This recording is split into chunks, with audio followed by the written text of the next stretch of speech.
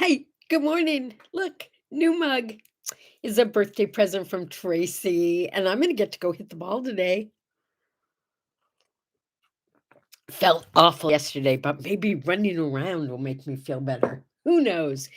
Good morning. Hard morning to wake up. Yeah. You know what? I realized that waking up the morning after my big concert wasn't so tough, I guess because I had so much fun. But then I had a day to be tired in between. And that was yesterday. Mm. Well, first I had to drive almost 2.5 hours to get home.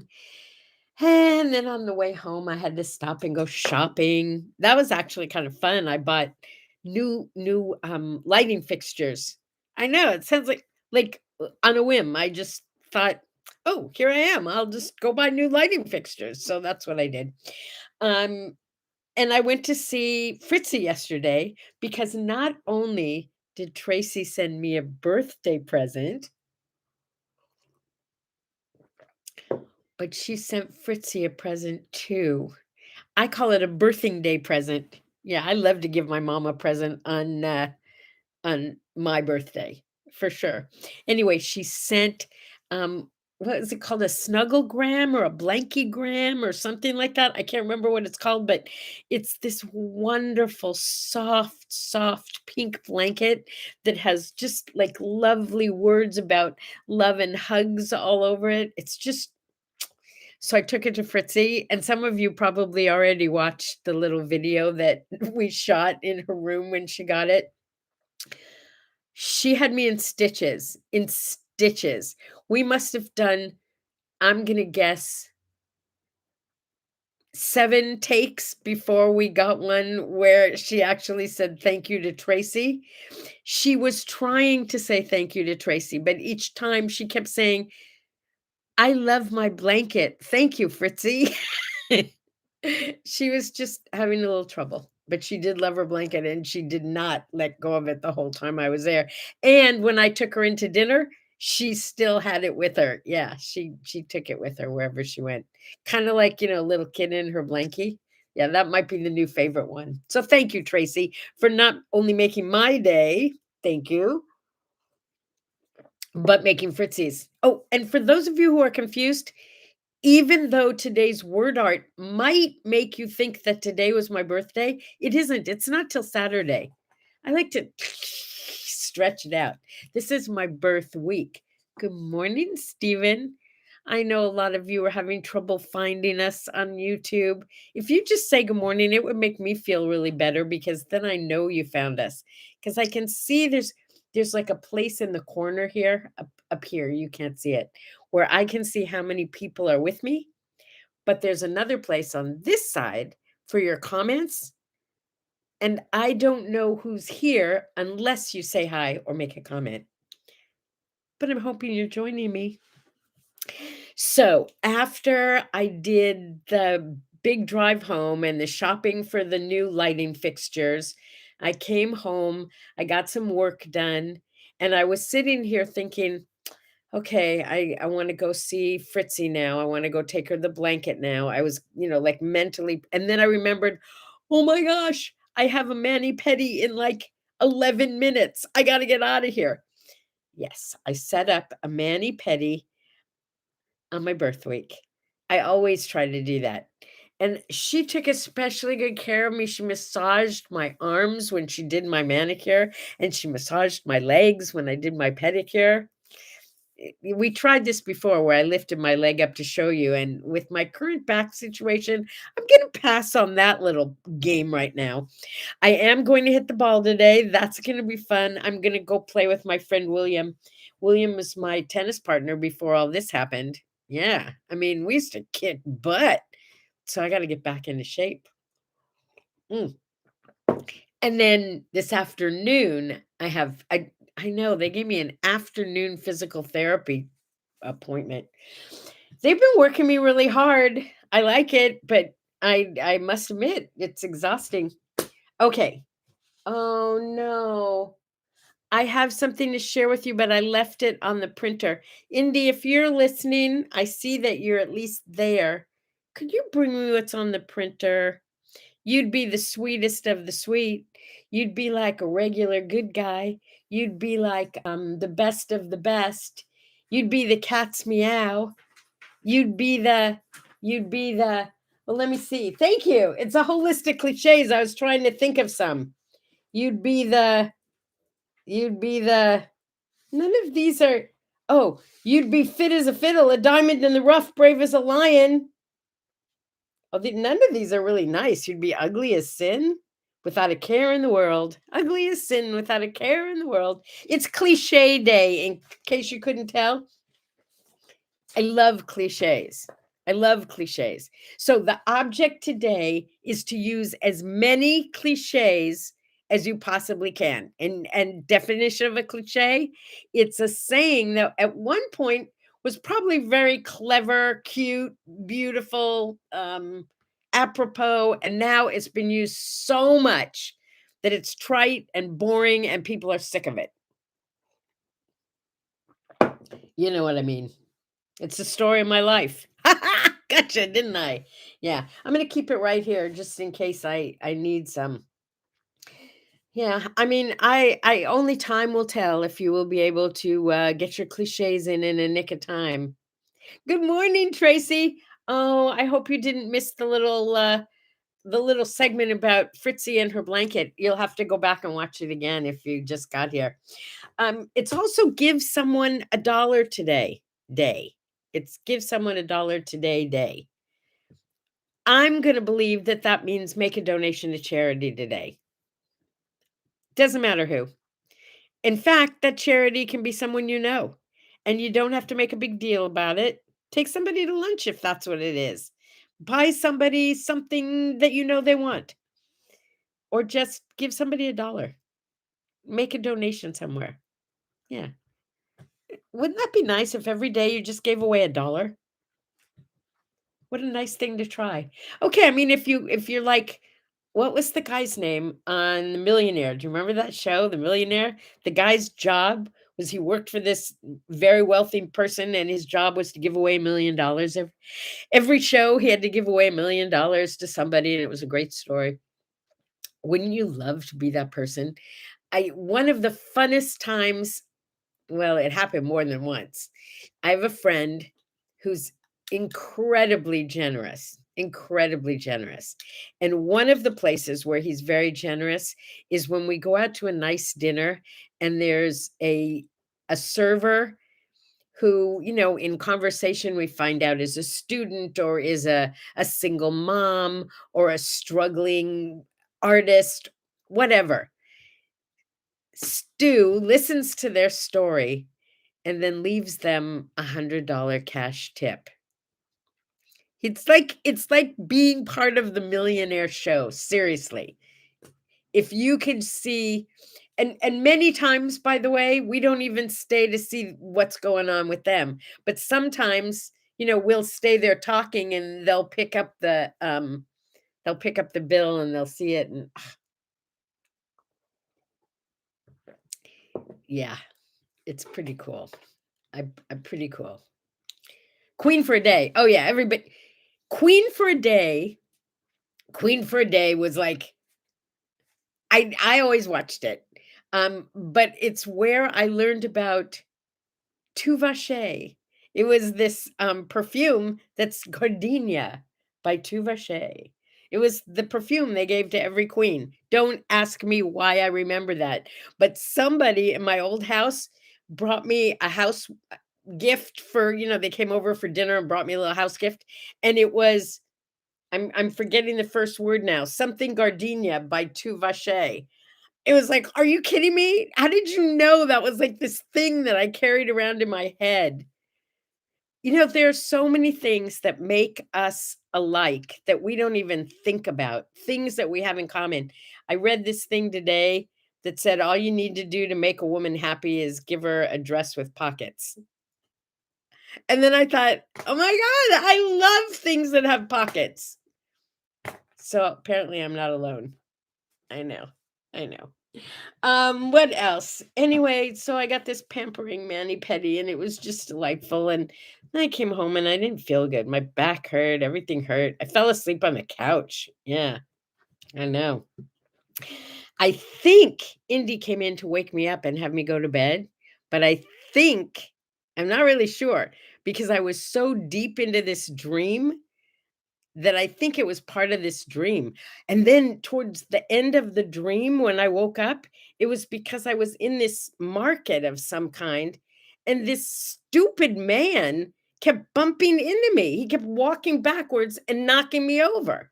It was really annoying. So I got up and I went to bed. Yeah.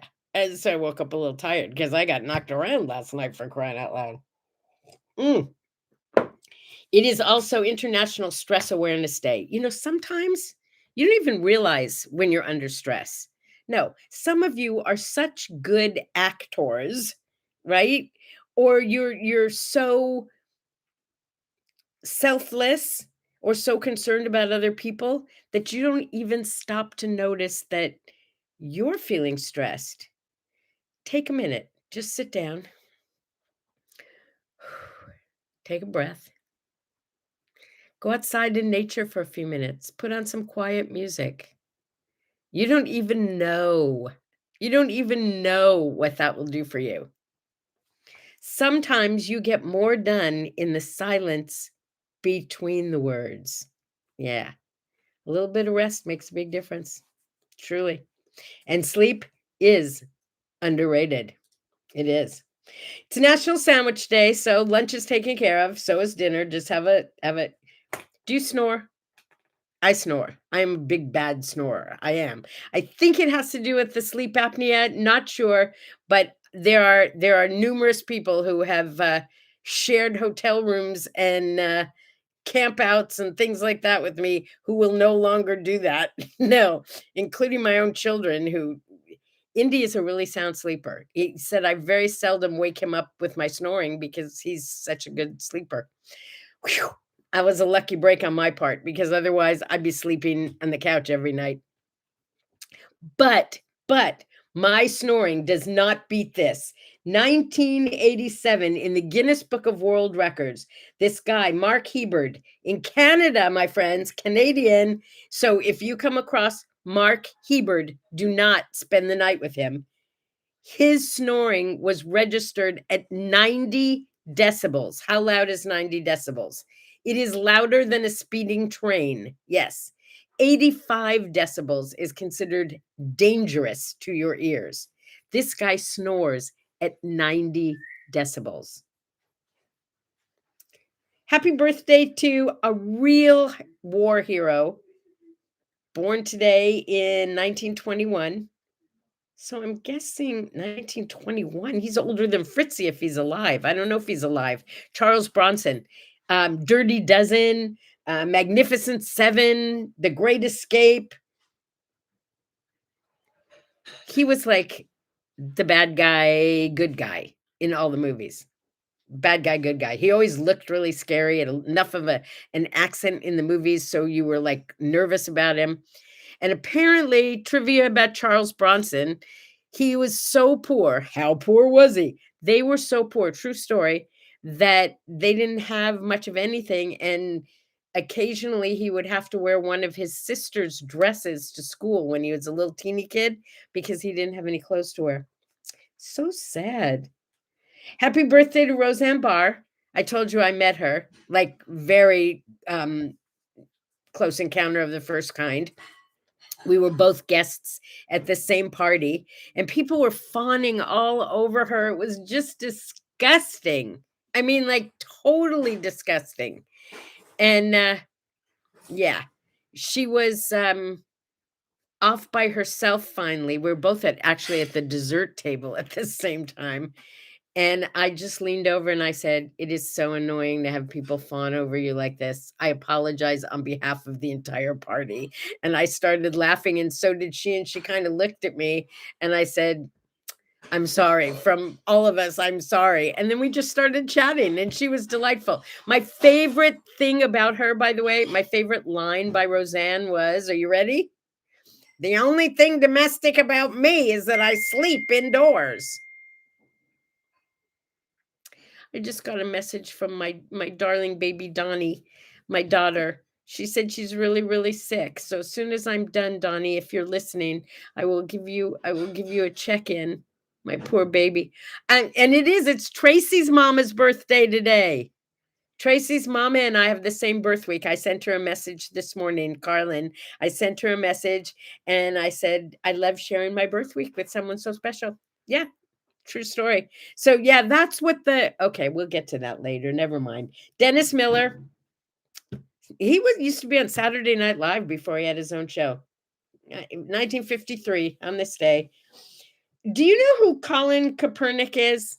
Colin Kaepernick is the NFL quarterback who started the whole thing with kneeling during the anthem, the national anthem. He took a knee. That's what started this whole take a knee thing to protest black rights. Anyway, Colin, it's your birthday. You've definitely made a dent in history, and I'm hoping that this is the dent that you wanted to make. Your ex-father-in-law looked just like Charles Bronson. Are you sure it wasn't Charles Bronson? Are you sure? I like Charles Bronson. He was like, ew. Okay, 1957, the Soviet Union launched Sputnik 2, and animal lovers, they picked up a dog on the street and like trained it or something and sent it up in space to see if a dog or an animal would make it up in space. And rumor has it that the plan was to euthanize the dog before it came back down because they were afraid that it couldn't handle coming back into our atmosphere. Anyway, I think if I got the story right, this poor dog died shortly after the Sputnik took off because there was a problem in the cabin with the air or something. I don't know. But the ASPCA should have gotten on him. So let us have a moment for Laika. Laika, Laika. I like the puppy. That was for Laika. Born in 1860, died in 1926. One of the strongest women around. And when I say strong, I don't mean she was like this kind of strong. She was just a tough broad. Annie Oakley. Who didn't love Annie Oakley? Did you watch the show? I know at least 2 Halloweens I must have been Annie Oakley because I thought Annie Oakley was the bomb. Is the bomb a cliche now? Yeah, I think it might be. She's the bomb. Sharpest tool in the shed, you know what I mean? Anyway, I don't know if they have an ASPCA in Russia, but if they do, we should report the government for what they did to Laika in 1957. Also, it's the anniversary of the death in 1990 of Mary Martin. Mary Martin. I I remember being so confused when I found out that Mary Martin played Peter Pan, because Peter Pan was a little boy and she was a woman. And how did a woman play a little boy? But she did it really well, didn't she? Although, as an adult, if you watch it, there are moments when you say, wait a minute, he seems very much like a woman. I don't know. Anyway, Peter Pan, questionable, but a great, great, great, great show, right? 1956, speaking of great shows, it was the first showing of The Wizard of Oz on TV. And interestingly, in 1956, did I say 56? In 1956, it was shown in color, but hardly anyone saw the color change when they got to Oz. Wasn't that the coolest part of it? That they would get to Oz and open the gates and suddenly everything was in color? It was like amazing, except hardly anyone had a color TV, so no one knew how cool it was. And they started showing it year after. Didn't you, as a kid? Didn't you get excited because you knew The Wizard of Oz was on and you were only going to get to see it one time a year? Now I guess you can see it whenever you want if you own the movie. Oh, and the original movie was only 101 minutes long. That's all it is. It's not a long movie. So they used to have to pad it to fill up the time slot every year. And they would do that, interestingly enough, they would do that by having like actors from the movie come and talk before or after. Isn't that neat? Oh, Indy says there's no American Society for the Prevention of That's what the ASPCA is. I get it. Okay.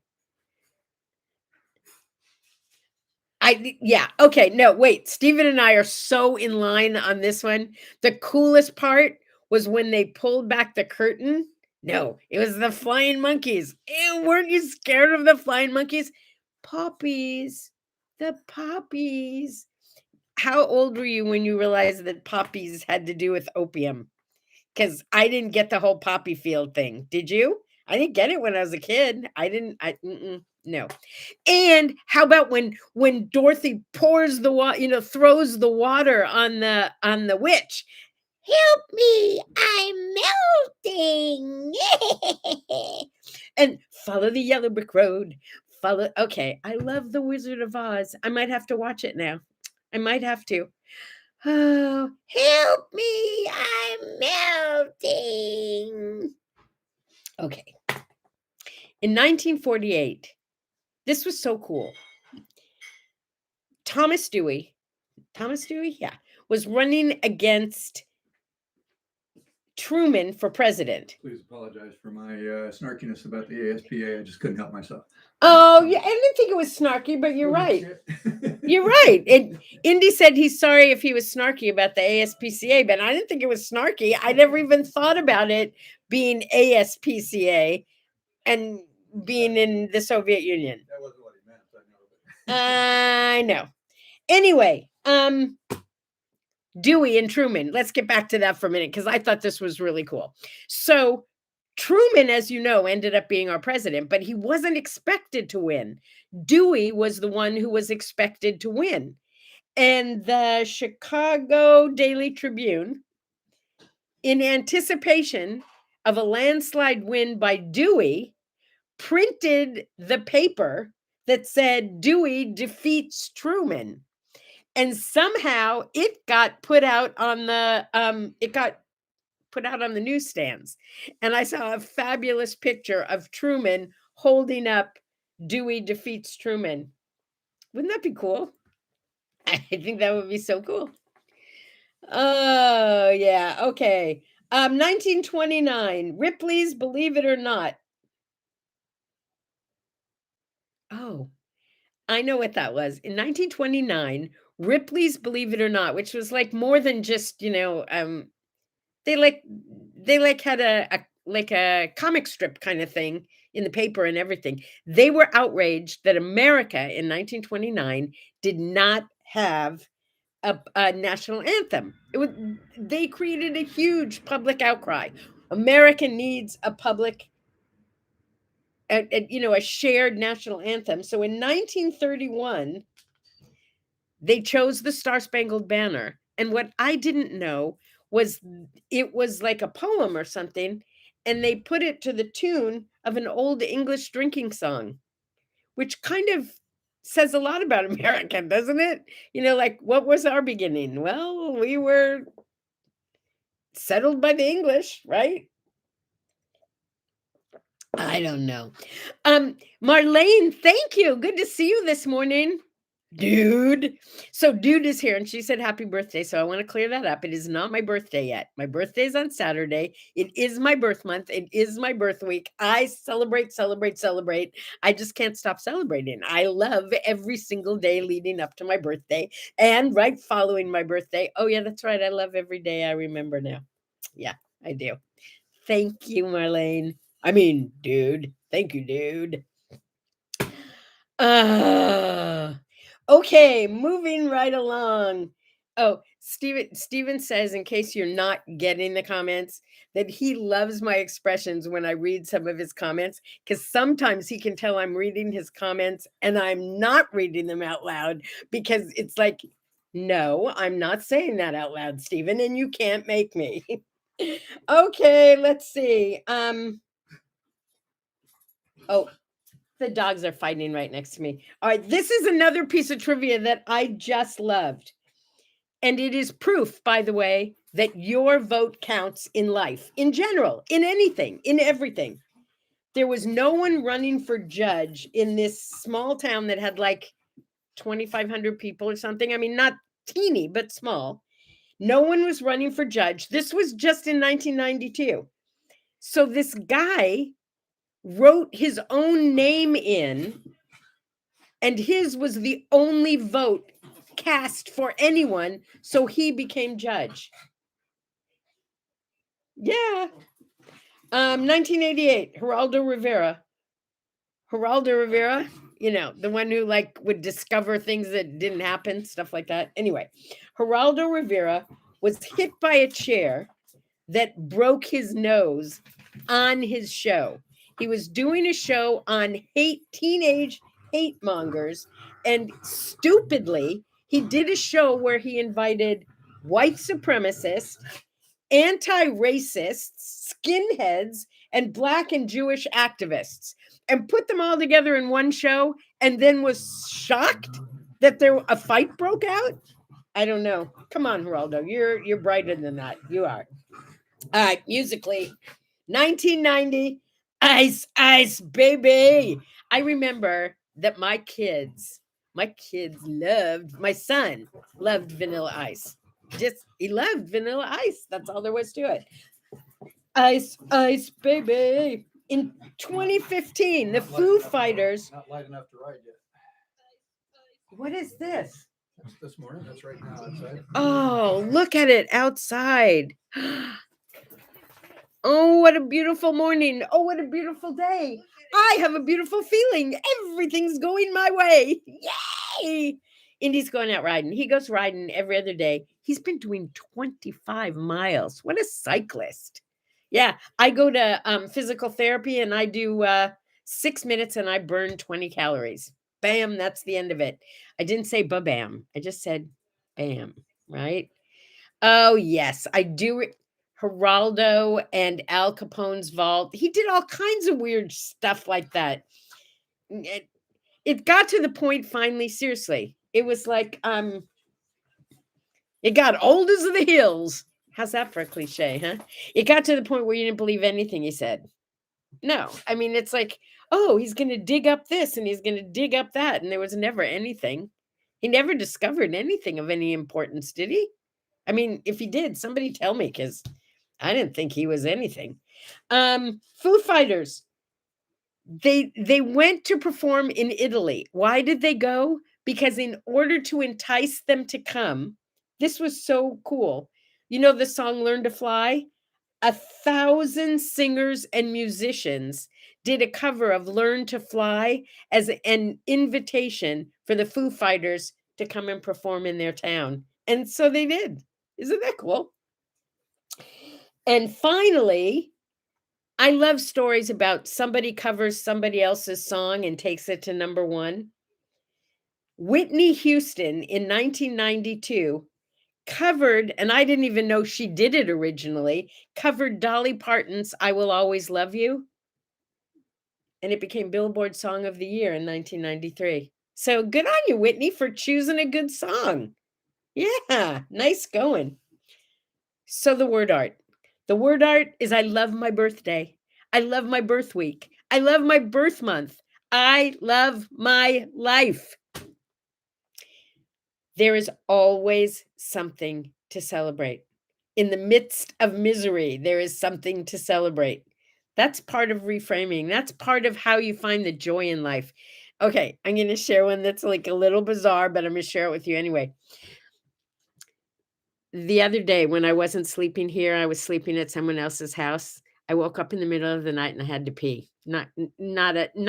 Not fun when you're in a strange house and it's dark and you have to remember where's the bathroom and how do you get there. And I was sleeping like in the family room and the bathroom was all the way at the other side of the house, right?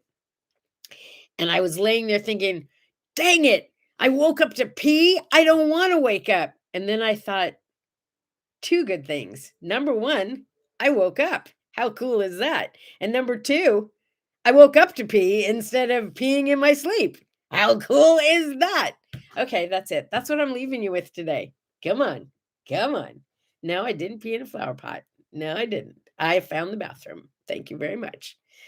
A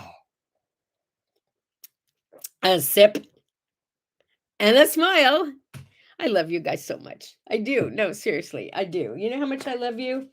I love you because opposites attract.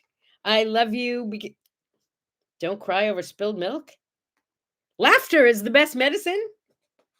Old as the hills, fit as a fiddle. When life gives you lemons, make lemonade? No. When life gives you lemons, build a lemonade stand and amass a fortune. That's what you should do. All's fair in love and war. All's well that ends well. I was scared out of my wits. I love you more than life itself. Read between the lines. Play your cards right. It's an uphill battle. Better safe than sorry. Bring it to the table. Let's run it up the flagpole and see who salutes. Ah, well, you know, the grass is always greener on the other side. Ah, ignorance is bliss. Oh, he got up on the wrong side of the bed. It's a loose cannon. I'm trying to give you some ideas of what cliches you can use today. All that glitters isn't gold. Come on, let's kiss and make up. I love you. I love you. I love you. I love you. I love you. Fine as wine, dandy as brandy. Peace and sparkles is not a cliche. No, my friend, that is not a cliche. That is what makes me smile. Thank you, Marlene. Happy birthday to those of you who are celebrating today. For those of you whose birthday is in November, happy November birthdays. Celebrate with me. As the week grows on, I get more and more excited. More and more excited. Talk to you tomorrow when it's even closer to my birthday.